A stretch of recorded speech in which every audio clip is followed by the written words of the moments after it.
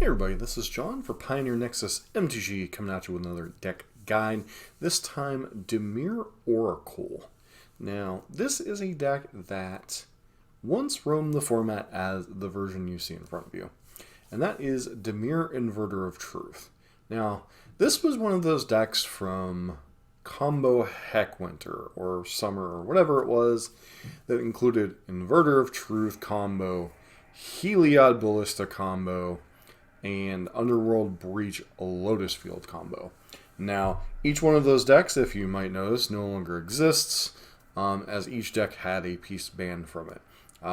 Underworld Breach Lotus Field combo had Underworld Breach banned, Heliod Ballista had Ballista banned, and Inverter of Truth had, well, Inverter of Truth banned. Now, this is the first of many decks that people wondered if the Delve spells should be banned, rather than the namesake card. Now, for those of you who don't know, the Delve spells, Dig Through Time, Treasure Cruise, are not legal in any other Eternal format. As far as Modern, Legacy, they are both banned. I believe in Vintage they are restricted. So, the difference in this format, there's no fetch lands to abuse them. And a lot of Blue X control decks don't even play them. However, if you have ways to fill the graveyard, or if you have some ways to break this synergy, they can become a problem. Dimir, an Inverter of Truth, made them a problem.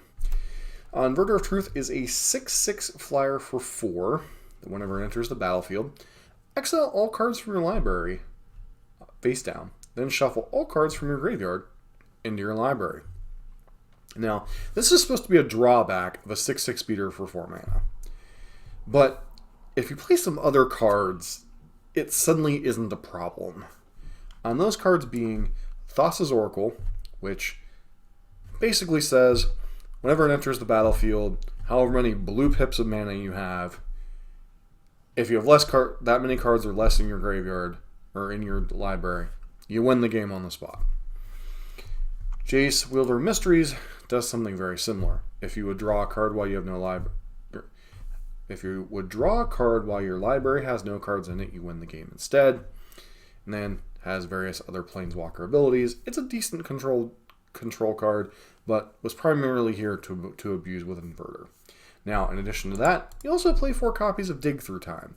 Dig Through Time not only allows you to shrink your graveyard to make your Thassa's Oracles and your Jaces that much more likely to win after you've cast your Inverter, it also makes it a lot easier to find your missing combo piece. And when you're only effectively a 2-card combo with either Inverter of Truth and one of the other 2 blue cards, it's a problem. Rest of the deck was just early interaction. Thoughtseize, Fatal Push, Thought Erasure, Censor, just ways to buy time until you find the combo, or time for your Inverters of Truth to beat your opponent down. The secret mode on the card, kind of hard to kill your opponent with a 6/6 flyer. Tends to do it fairly quickly.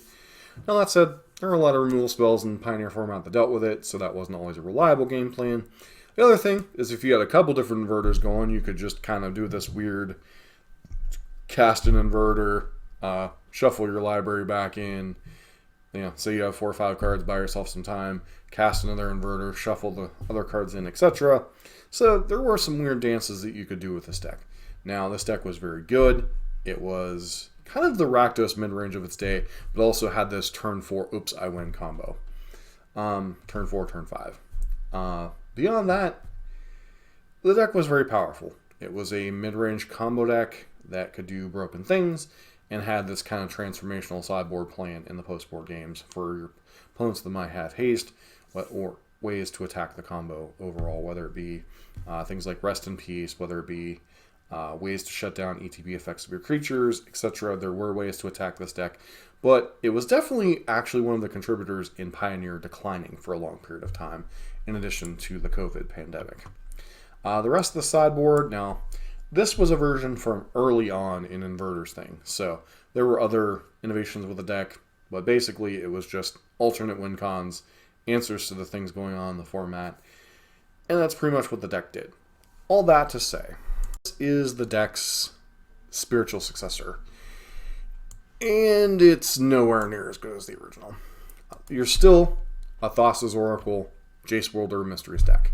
But now, instead of having a card that exiles your entire library, you're relying upon a card called Demonic Bargain. Demonic Bargain says, exile the top 13 cards of your library, search a card for then search your card for a library, put that card in your hand, then shuffle. So this effectively allows you to get rid of about a third of your library and find your Thassa's Oracle or whatever piece you might be missing. But once again, it doesn't have the inverter beatdown plan, so you have to supplement instead. They choose to do that by playing things like Stitcher's Supplier or Fahalalali Archaeologist, which mills 3. And then, use things like Deadly Disputes to also continue to draw cards. Use things like Treasure Cruise, etc. So you have to work a lot harder to kind of mill your library out. Things like Otherworldly Gaze, Consider. So your eventual plan is mill yourself out, win with Thassa's Oracle, try to stay alive, which I'm blocking with Stitcher's Supplier and Archaeologist. And then you still have the Thoughtseize Fatal Push package in order to keep yourself alive. And then the rest of the deck is pretty much just finding a combo or just staying alive in the meantime. Like I said, you have a lot more moving pieces with this deck, so it's nowhere near as good as the original. You're not even playing Dig Through Time, now you're just playing Treasure Cruise. The deck, obviously, and then you also have things like Ibnu Rivulet to be able to mill yourself, and then one copy of Takanuma to rebuy your Thassa's Oracle. Sideboard, ironically, has a lot of the same things going on that the Dimir Invertor deck had. You have alternative win cons and answers to your opponent's stuff. Mystical Dispute, primarily here for blue decks. Disdainful Stroke can come in against decks like Mono Green, Fires decks, Blue-White Control, etc. Thought Distortion, good way to fight control, especially when you're trying to go for the combo in the mid to late game. Path to Peril helps keep you alive along with your Extinction event in the main deck. Ray of Enfeeblement, primarily here for, the same things that we see the Rending Volley for. Angels, Greasefang, Spirits, kills all those things dead. Duress helps to clear the way along with Thoughtseize. These are alternative win cons, a lot of the same ones that you ironically saw in the Inverter deck, although Shieldred's a little bit new to the mix.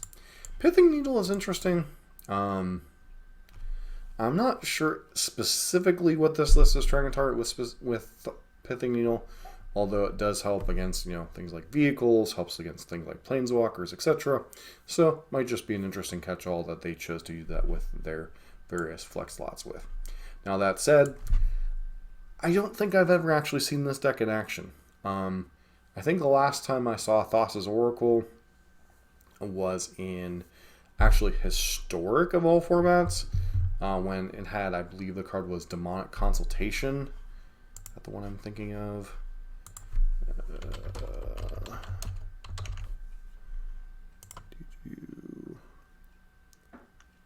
No. There was a card that allowed you to basically only play 2 copies of every card, and they allow you Underworld something or other. I don't remember exactly what the card was, but did something similar to Demonic Bargain, but you could potentially mill your entire deck out with it. And unsurprisingly, after its foray in Pioneer, the deck got banned. Thassa's Oracle, people still trying to recapture the old glory of the old Dimir Invertor decks, but this is not Dimir Inverter. The deck can potentially win turn 5, turn 6, maybe earlier if you have a good draw, but the problem becomes it's a lot harder to self-mill yourself when you have to go through 60 cards rather than like 0 to 5. So, not a deck I'd recommend, but a deck that should be on your radar, and, we do get to see a little bit of history of Pioneer with Dimir Inverter. As always, don't forget to like, comment, subscribe, and let me know what deck guide you'd like to see us cover next.